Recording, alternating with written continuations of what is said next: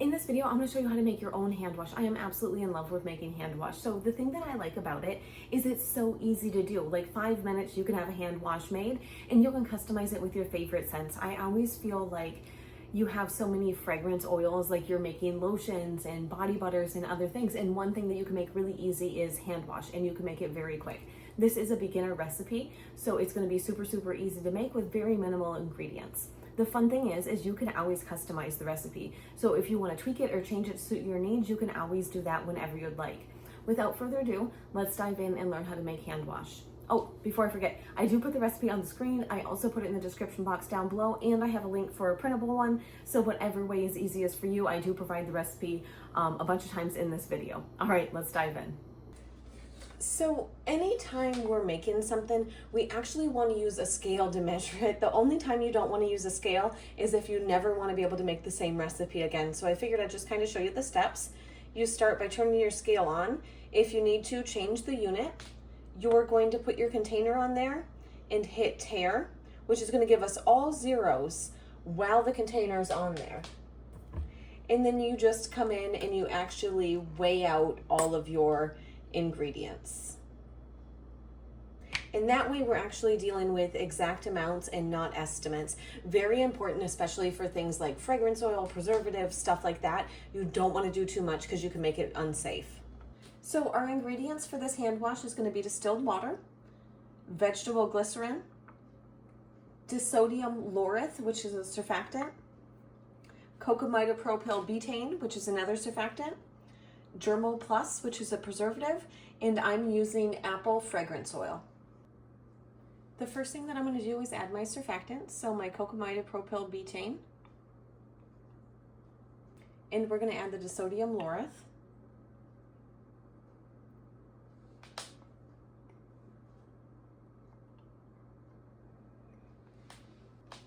Come in, I'm going to give those just a quick mix to get them mixed together.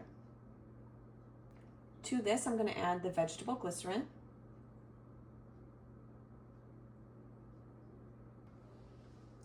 And we will give that a nice, good mix again. Now you can mix a little bit wilder before you get the water in there, so that's why I prefer to get everything kind of one solid mixture. Next, we're going to add our fragrance oil. And at the same time, we're going to go ahead and add our water.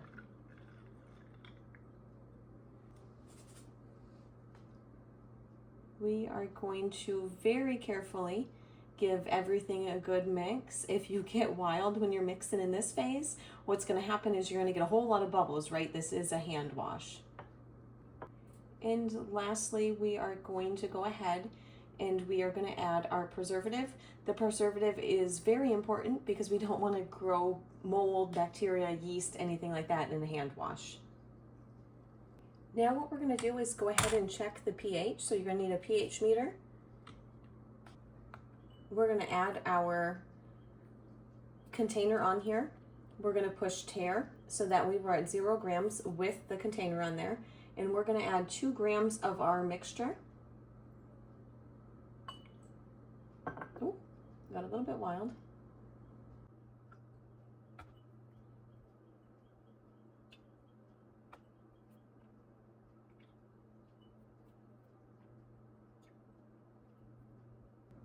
Okay, so 2 grams of our mixture.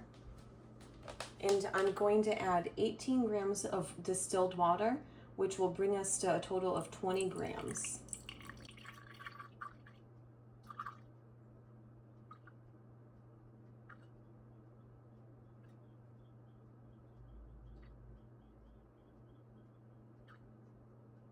Is go ahead and test the pH. And the pH is at 7.62. So the ideal range for our hand wash is going to be between 5.5 and 7 pH. So what I have is, see how small of an amount of citric acid that is? I'm going to put that into our hand wash. I'm going to come in. I'm going to give it a very good mix. And then we're going to allow it to sit for a couple of minutes just to go ahead, lower the pH, and then we'll check it one more time just to make sure we're in our range. We were over just a little bit, so we can go ahead and easily bring that down. Another way that you can do it is to make a 50-50 solution of citric acid and water, and you can incorporate it that way too. And we'll check the pH again. And the pH ends up at 6.87, so that's well within our range. We're gonna go ahead and call that good for our hand wash. Now we are gonna grab our foaming hand wash. The secret to this one is actually the foaming top. You need one that has the foamer on it because this hand wash isn't very thick on its own. As you can see here, very watery consistency, so this wouldn't do well for a regular hand pump one. You really need the foaming top container for this to work. And I think I could have went maybe 2 more ounces in here, so I wonder if I would have went with 10 ounces if that would have been a little bit better. And then I just want to show you how it foams up very beautifully.